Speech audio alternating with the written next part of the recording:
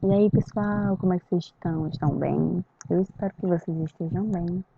Na aula de hoje, a gente vai falar sobre o relevo da América, né? Na aula passada, a gente começou a introduzir a questão de como a América é em questão continental, no globo, né? E hoje a gente vai falar sobre o relevo dela. Eu trouxe para vocês aqui esse humilde desenho. Não manguei muito não, viu? Para a gente poder entender melhor como é que se dá o relevo da América. Então, como vocês conseguem perceber, aqui está a nossa América: a América do Norte, a América Central e a América do Sul, certo? Bom, vamos começar falando sobre o relevo do Oeste. Por que começar pelo Oeste? Porque é onde a gente tem a principal diferença de relevo nesse continente, certo? Então, vocês percebem, eu não sei se vocês vão estar conseguindo diferenciar muito bem as cores.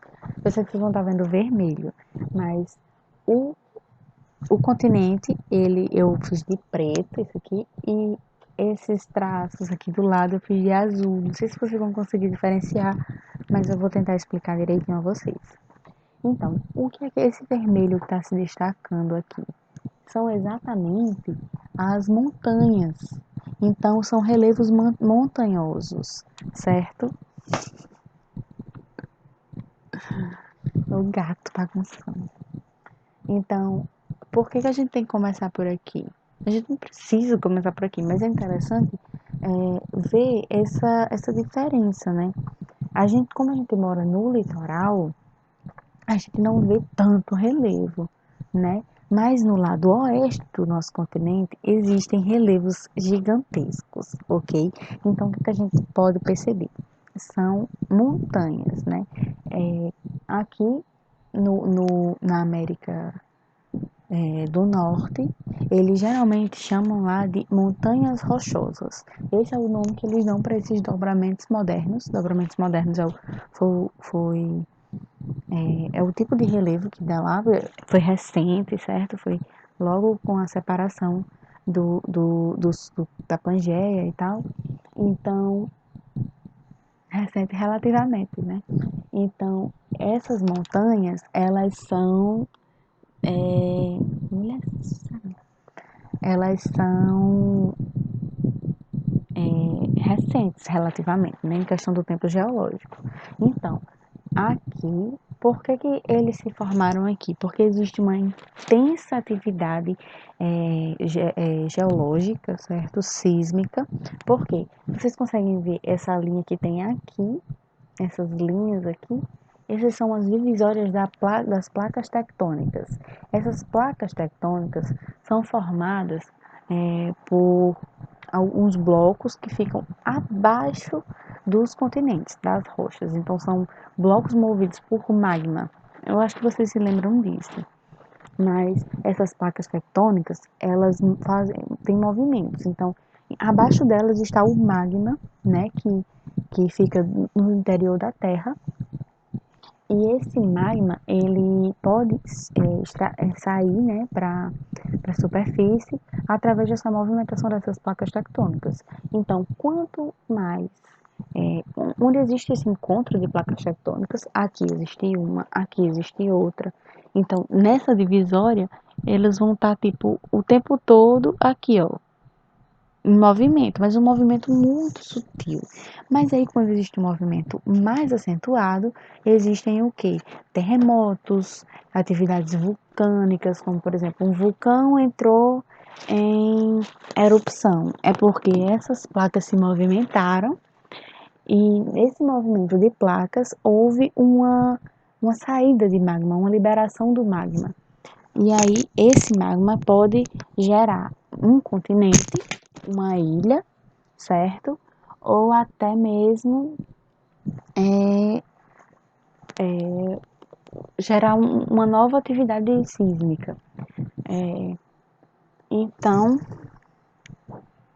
que mais? Sim, então a gente pode ver que essas montanhas rochosas, elas vão desde o Alasca, né, o extremo norte, até o extremo sul, certo?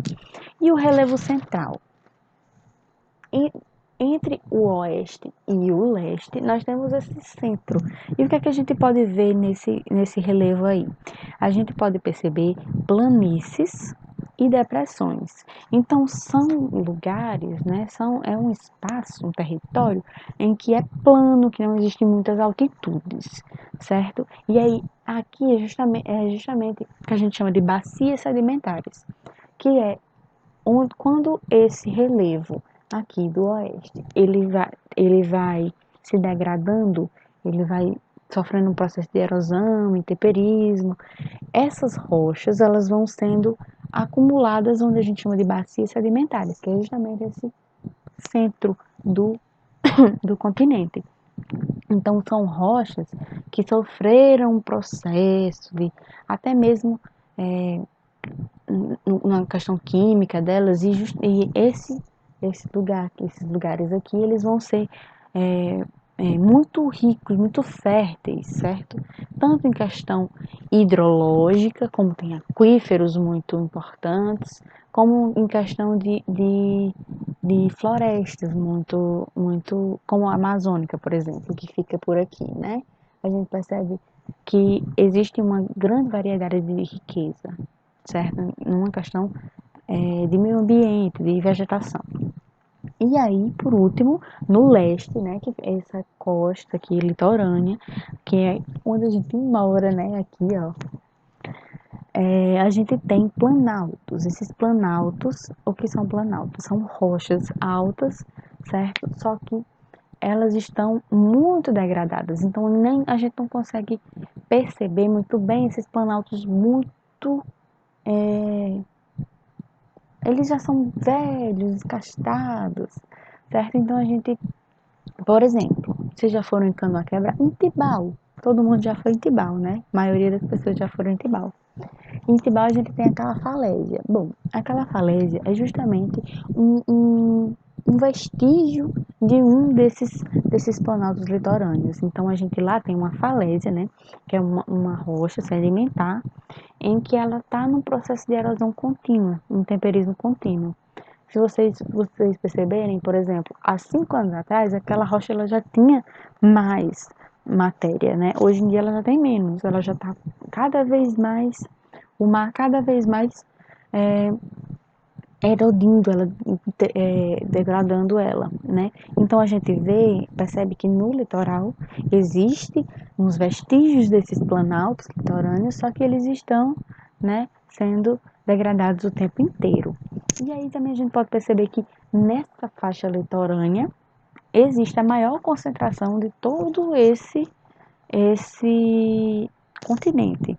Então, no Brasil, a gente, Rio de Janeiro e São Paulo, que são localizados aqui, né? Todo o Nordeste ele tem essa ocupação litorânea mais acentuada, aqui no Oceano Atlântico. Nos Estados Unidos também, foi por aqui onde iniciou